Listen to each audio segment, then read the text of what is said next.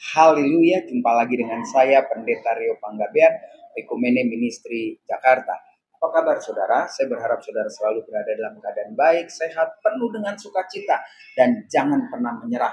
Never give up. Saya kumandangkan terus untuk kita tidak boleh menyerah. Jalani terus kehidupan, percayalah kita selalu masuk dalam rancangan dan rencana Tuhan yang terbaik dalam hidup saudara dan saya jika kita terus melibatkan Tuhan. Nah, hari ini kita akan bahas tentang hal berdoa di mana Tuhan Yesus mengajarkan kepada para muridnya ketika dia mulai memberi pengajaran, dan Alkitab menulisnya dengan judul Khotbah di Bukit. Semua terdapat di dalam Matius pasal yang ke-5 sampai yang ke-7. Tetapi dalam hal yang berdoa kita temui di pasal yang ke-6, dan Tuhan memperingatkan kita bagaimana berdoa yang mantap gitu ya, yang elegan, yang oke, yang tidak perlu cari muka kiri kanan, seperti tercatat di dalam ayat yang ke-6.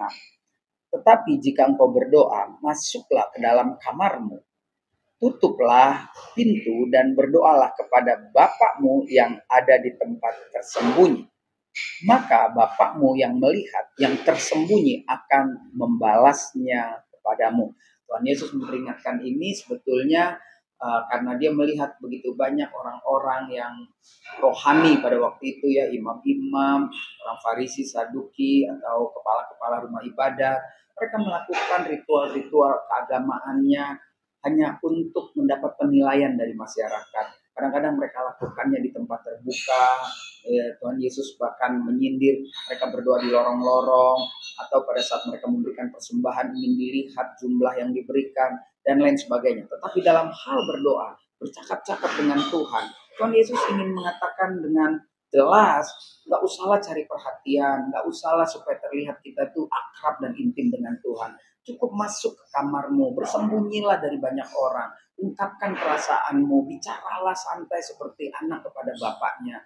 Maka dia Bapa yang ada di surga, yang dikatakan yang berada di tempat yang tersembunyi, justru dia mendengar, dan dia yang ada di tempat tersembunyi ini pasti meresponinya dengan luar biasa. Karena dia Bapa yang baik, Bapa yang luar biasa, Bapa yang adil. Bahkan Tuhan Yesus juga pernah mengatakan, Bapakmu yang di dunia aja begitu baik, apalagi yang di surga. Nah, ini menjadi pelajaran buat saudara dan saya, buat kita semua. Yuk, jadilah orang-orang Kristen yang memiliki spiritual yang benar, dibangun dalam keadaan kondisi yang benar, situasi yang benar, keadaan tidak mempengaruhi kita ketika kita mau berhubungan intim dengan Tuhan. Cari sahabat-sahabat, cari teman-teman yang bisa mengangkat, mendongkrak rohani kita lebih baik lagi, sehingga kita berani berkata tidak pada dosa di dalam perjalanan hidup ini. Tetap semangat, tetap berdoa, tetap intim dengan Tuhan, lakukan yang terbaik ketika engkau berdoa, cara yang terbaik yang Tuhan tuntun di dalam hidup saudara dan saya, karena saya percaya tidak ada satupun yang bisa mengklaim saudara atau saya adalah orang yang melakukan doa dengan cara yang paling baik, tetapi semua punya cara masing-masing, dan Yesus memberikan arahan. Kalau berdoa jangan cari muka, kalau berdoa sebaiknya masuk ke kamar, di tempat tersembunyi, orang lain tidak tahu, kita berperkara dengan Tuhan. Dan Tuhan yang kita tahu ada di surga juga akan berperkara dengan kita.